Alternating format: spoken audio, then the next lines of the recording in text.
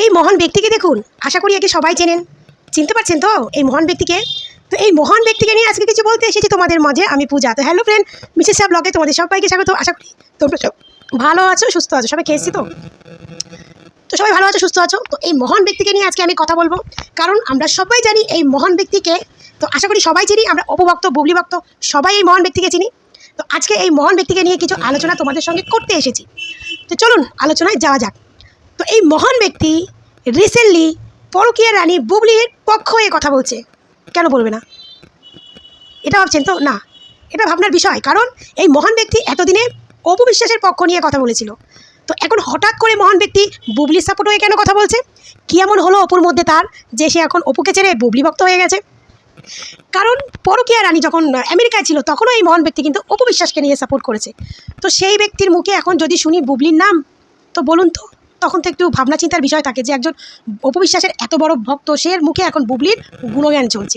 জানি না কেন, কিসের জন্য সেটা বলতে পারবো না। সবাই এখন এই ব্যক্তিকে নিয়ে একটু ট্রেন্ডিংয়ে আছে, পরকীয়ার ভক্তরা। এতদিন মহুয়া সুলতানা অপুকে নিয়ে নাম কামিয়ে চলে গেছে, তো এখন এই ব্যক্তি অপুকে নিয়ে নাম কামিয়ে এখন বুবলির হয়ে ভিডিও বানাচ্ছে।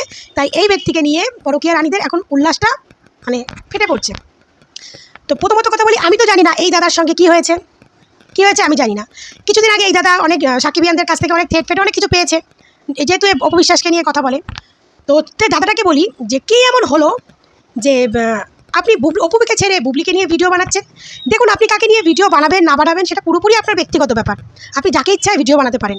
কিন্তু মানুষের ভালো লাগাটা কি এতটাই সস্তা যে আজকে আমার একে ভালো লাগছে, কালকে একে ছেড়ে আমার অন্য কাউকে ভালো লাগবে? এতটাই সস্তা? হ্যাঁ, এতটাই অপু বিশ্বাসের ভক্ত হয়ে আপনি ভালোবাসাটাকে এতটা সস্তা বানিয়ে দিয়েছেন। তার জন্য এই ভিডিওটা করা, যে আপনার কাছ থেকে হয়তো আপনি হয়তো অপু বিশ্বাসের কোনো জায়গা থেকে হয়তো কষ্ট পেয়েছেন বা কিছু করেছে, মানে খারাপ লেগেছে, যার জন্য আপনি অপু বিশ্বাসের পক্ষ নিয়ে কথা বলছেন না। কিন্তু এটা বলতে থাকি, আপনি যার হয়ে কথা বলছেন, এতদিন তার হয়ে আপনি পজিটিভ কথা বলেছেন, এখন আপনি যার হয়ে নেগেটিভ কথা আলোচনা করছেন, সেটা কি শোভা পায় আপনার মুখে? সেটা কি আপনার মুখে শোভা পায়? এতদিন যাকে গালাগাল দিয়েছেন, নোংরা বলেছেন, পরকীয়া অনেক কিছু বলেছেন, এখন তাকে ভালো বলতে আপনার বিবেকে লাগবে না? আপনার খারাপ লাগবে না? আপনি এতদিন নিয়ে তাকে, হ্যাঁ সে তো নেগেটিভ, সে তো নোংরাই, কিন্তু তাকে আপনি এতদিন নোংরাভাবে প্রেজেন্ট করেছেন, এখন আপনি তাকে এত ভালোভাবে প্রেজেন্ট করছেন, আপনার খারাপ লাগবে না? আমি হয়তো মানছি যে যেহেতু আপনি অপু বিশ্বাসের ভক্ত ছিলেন তাই আপনাকে একটু দুটো কথা বলছি, নাহলে কোনো দরকার ছিল না। কারণ আমি জানি আপনি অপু বিশ্বাসের একজন ড্যাড ফ্যান ছিলেন। তো একজনের প্রতি অনেক কিছু খারাপ লাগতে পারে, তার জন্য যে আমি তার পক্ষ নিয়ে কথা বলবো না, আমি তাকে নিয়ে কথা বলবো না, ঠিক আছে কথা বলবো না, কিন্তু তার জন্য এই না যে আমি তার বিপক্ষে হয়ে তাকে নিয়ে নেগেটিভিটি ছড়াবো বা নেগেটিভ কথা বলবো। আপনি অপু বিশ্বাসকে নিয়ে কথা বলছেন না, খুব ভালো কথা, আপনার অপু বিশ্বাসের কোনো কিছু পছন্দ হয়নি, হতেই পারে। তো আপনি কেন নেগেটিভিটি কথা বলছেন অপু বিশ্বাসকে নিয়ে? এতদিন তো এই অপু বিশ্বাসকে নিয়ে আপনি পজিটিভ ছড়িয়ে এসেছেন, এখন আপনি নেগেটিভ ছড়াচ্ছেন।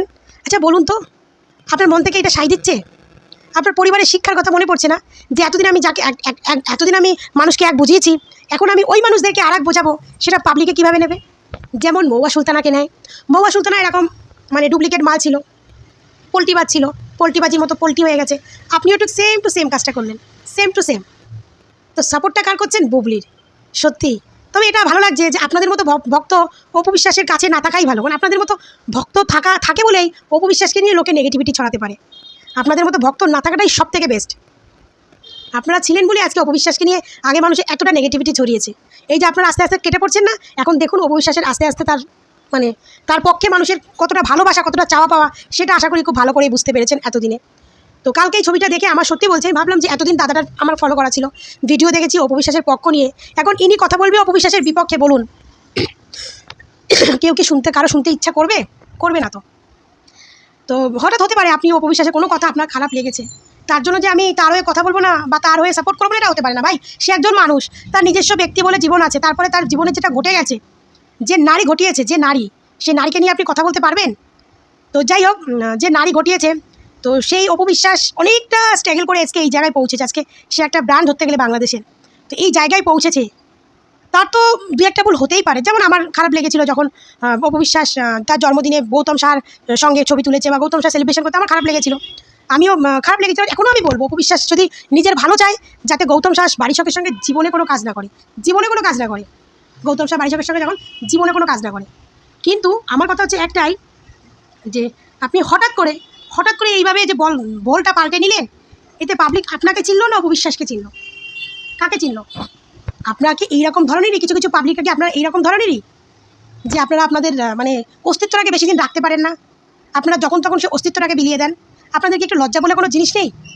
আমি এই সমস্ত কথা বলার কি, আপনার ব্যক্তিগত লাইফ আপনি আগে কি করবেন না করবেন, কিন্তু অ্যাজ এ অপু ভক্ত হিসাবে আপনাকে এটুকু সাজেশন দিতে পারি, আমাদের নায়িকাদের অনেক কিছু ভালো লাগে না, নায়কদের অনেক কিছু ভালো লাগে না, তারপরেও আমরা তার হয়ে কথা বলি, কারণ তার জীবনে ভালো লাগা খারাপ লাগাটা পুরোপুরি তার ব্যক্তিগত ব্যাপার। তো সেই হিসাবে অপু ভক্ত হিসাবে এই কথাটা, এই ভিডিওটা বানানো বা এই ভিডিওটা শেয়ার করা তোমাদের মাঝে, সরি। তো যাই হোক, দাদার ভিডিওটা ছবিটা দেখে খারাপ লাগেনি, তবে এইটুকু বুঝতে পারছি যে অপু বিশ্বাসের পেছন থেকে অপু বিশ্বাসকে সামনে ঠেলে দিয়ে, মানে কথায় বলে না সামনে রেখে ইয়ে করা, তো সেরকমই একটা ব্যাপার। অপু বিশ্বাসের নাম ভাঙিয়ে টাকা পয়সা ইনকাম করে খাওয়া দাওয়া করে ভাইরাল হয়ে এখন হয়ে গেছে বুবলি ভক্ত। তো যাই হোক, আপনারা যে ভক্তই হন না কেন, অপুর লেভেলে কোনোদিন আসতে পারবে না। আর অপু হতে গেলে আপনাদের পরকীয়া রানীর 7 জনম তপস্যা করতে হবে, আপনাদের পরকীয়া রানীর 7 জনম তপস্যা করতে হবে, 7 জনম, বুঝলেন? তো যাই হোক, আমি ভিডিওটা এনাকে নিয়ে বানাতে এসেছি যে এই ভদ্রলোক, বা ছোটো লোক বলা যায় না, ভদ্রলোকই ঠিক আছে, কারণ তার সঙ্গে হয়তো কিছু একটা হয়েছে, অপবিশ্বাসের না হলে কেন করবে।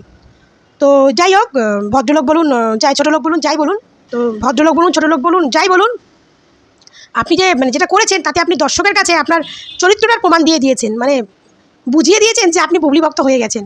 এটাতে আপনার বুবলির চরিত্রটাকে বুঝিয়ে দেওয়া যে আপনি বুবলি ভক্ত হয়ে গেছেন, সেটা আপনাকে ডিক্লেয়ার করতে হবে না, বা আপনার সোশ্যাল মিডিয়ার সামনে বলতে হবে না, লোকে এমনি জানতে পারবে, এমনি লোকে খুব খুব ভালোভাবে জানতে পারবে যে আপনি এত তাড়াতাড়ি পোল্টিবাজি করে ফেললেন। তো যাই হোক, বেশি কিছু আমি ভিডিওটা নিয়ে বলবো না, কারণ আমার এখন চোখে প্রচণ্ড ঘুম, সেটা আমার চোখ দেখেই বুঝতে পারছো। আমার চোখ দেখো পুরো লাল হয়ে গেছে, চোখে ঘুম চড়িয়ে নিয়ে এসেছে, মানে আমি এখন কয়েকটা মেডিসিন খাচ্ছি, তো মেডিসিনে হেভি ঘুম হয়। তো যাই হোক, ভিডিওটা আমি বেশি বড় করছি না। তো তোমরা সবাই ভালো থেকো, সুস্থ থেকো। তো অপু ভক্তরা অপুকে সাপোর্ট করো, ভিডিওটা ইয়ে করো, একটু ভাইরাল করো তোমরা ভিডিও, তোমরা তো ভিডিও সেরকম একটা ভাইরাল করো না, দেখো না, একটু বেশি বেশি করে শেয়ার করো। তো যাই হোক, সবাই ভালো থাকবে, সুস্থ থাকবে, তোমাদের সঙ্গে আবার দেখা হবে নেক্সট ভিডিওতে।